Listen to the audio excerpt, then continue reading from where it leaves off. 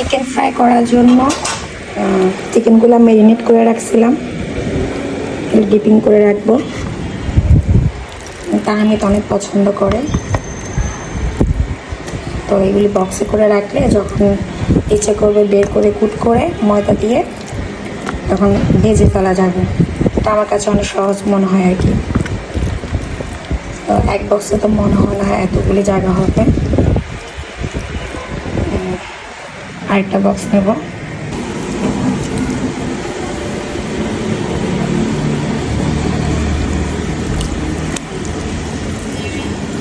মুরগির মাংস এভাবে একটু কেটে কেটে নিলে এখানের ভিতরে ভালো করে মশলাটা ঢুকবে, যেন অনেক টেস্ট লাগে খেতে। এক একটা চিকেন ফ্রাই আসলে রেস্টুরেন্টের থেকে বাসারটা আমার কাছে বেশি মজা লাগে। রেস্টুরেন্টেরটা আমার তেমন একটা ভালো লাগে না, কয়েকটাতে খেয়ে দেখছিলাম।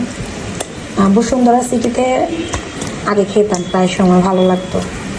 তো শেষবারে বসুন্ধরা সিটিতে গিয়ে চিকেন ফ্রাই খাইছিলাম, ভিতরে কাঁচা কাঁচা থেকে গেছে, মুরগির গোস্তের মানে খুবই বিশ্রী গন্ধ, পটির গন্ধ পাইছি। এরপর থেকে ওখানেও আর যাই না।